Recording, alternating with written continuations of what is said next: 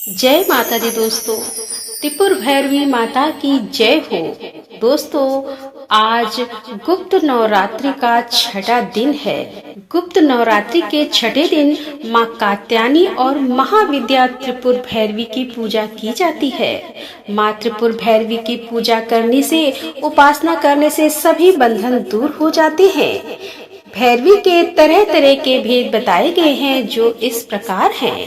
त्रिपुर भैरवी, चैतन्य भैरवी, सिद्ध भैरवी, भुवनेश्वर भैरवरी, संपदा प्रद भैरवी, कमलेश्वरी भैरवी, कलेश्वर भैरवी, कामेश्वरी भैरवी, नित्या भैरवी, रुद्र भैरवी, भद्र भैरवी और टकुआ आदि माता की 4 भुजाएं और 3 नेत्र। इन्हें शशि भी कहा जाता है। शशि को श्री विद्या भी माना जाता है। इनकी साधना करने से सस कला और योग संतान की प्राप्ति होती है। जल, थल और नभ में उसका वर्चस्व कायम होता है।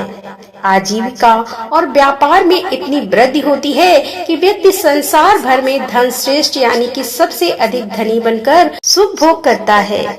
मातृ पर भैरवी तमोगुण और रजोगुण की देवी है और इनकी आराधना विशेष विपत्तियों को शांत करने और सुख पाने के लिए की जाती है। इनकी आराधना करने से कुछ विशेष लाभ भी होते हैं, जैसे कि विरोधी शांत होते हैं, सभी क्षेत्रों में सफलता प्राप्त होती है। खासकर यदि कोई झूठा मुकदमा चल रहा हो तो उसमें भी विजय प्राप्त होती है। मिट्टी की ढेरी और तांबे का कलश रखकर कलश में जल, दूध, काले तिल और सिक्के डाले।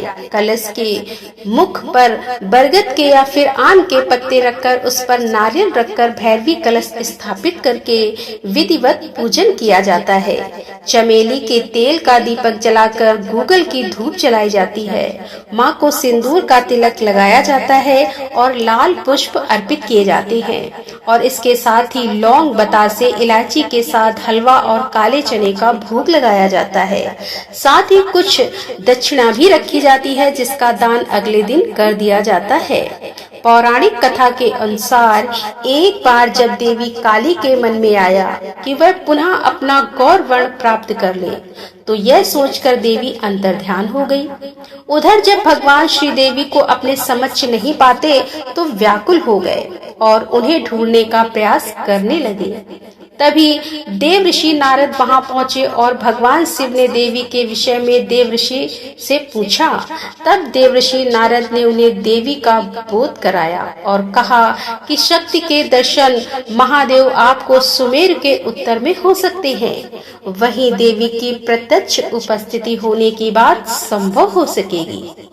तब भगवान भोले शंकर की आज्ञा के अनुसार नारद जी देवी को खोजने के लिए वहां गए और महर्षि नारद जी जब वहां पहुंचे तो देवी से शिव जी के साथ विवाह का प्रस्ताव रखने लगे।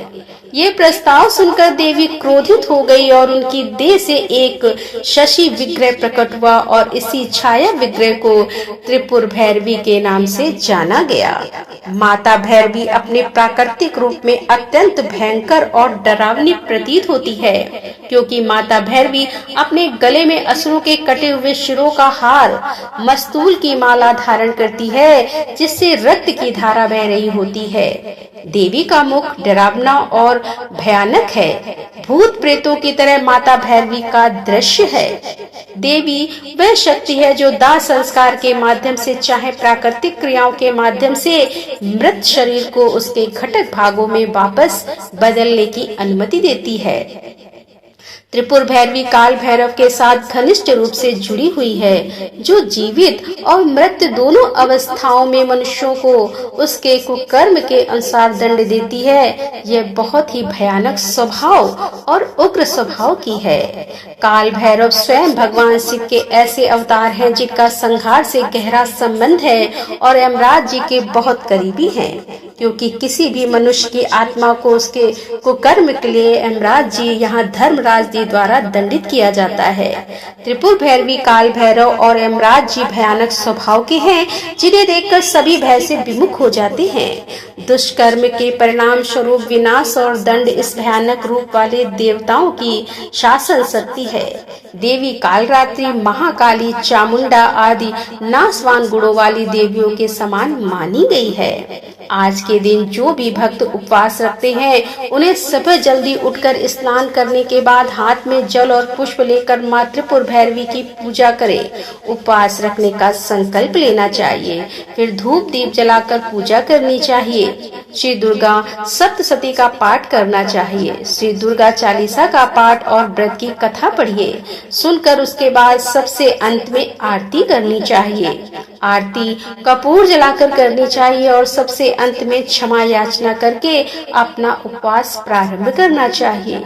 दिन भर माँ का ध्यान करते हुए अपना दिन बिताएं और शाम के समय एक बार फिर से पूजा करें, क्योंकि आज माँ कात्यायनी का भी दिन है और माँ कात्यायनी की विशेष पूजा गोधूली बेला के समय की जाती है। माँ कात्यायनी की पूजा करने से विवाह संबंधी समस्याएं दूर हो जाती हैं। आप जैसी भी कामना के साथ माँ की पूजा करना चाहते हैं, उसे कामना को मन में रखकर माँ से प्रार्थना करें कि वे आपकी कामना को पूर्ण करे। आपकी जो भी समस्या है उसे दूर करे और फिर शाम को विधि विधान से एक बार फिर से पूजा करके माँ को शुद्ध सात्विक चीजों फलों का भोग लगाकर खुद भी फलाहार ग्रहण कर सकते हैं। तो दोस्तों, यह थी आज की कथा। उम्मीद है कि आपको यह कथा जरूर पसंद आई होगी। तो दोस्तों, मिलते हैं अगले वीडियो के साथ। तब तक के लिए राधे राधे, जय श्री कृष्णा, हर हर महादेव, जय भोलेनाथ।